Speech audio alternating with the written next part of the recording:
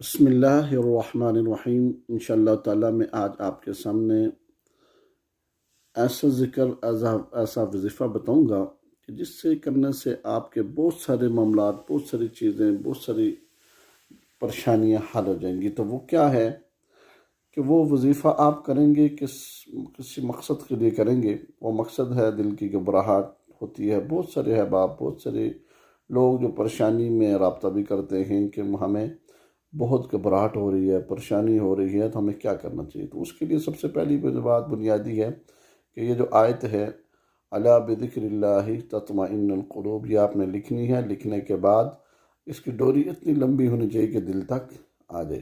اور دوسرا، اس کو 41 مرتبہ اول ہر 11 مرتبہ درود شریف کے ساتھ پڑھیں روزانہ، اور یہ نیت کر کے پڑھیں کہ یا اللہ میرے دل کی پریشانی، ٹینشنیں، گھبراہٹ یا اللہ جس طرح کی ہیں یا اللہ حل فرما۔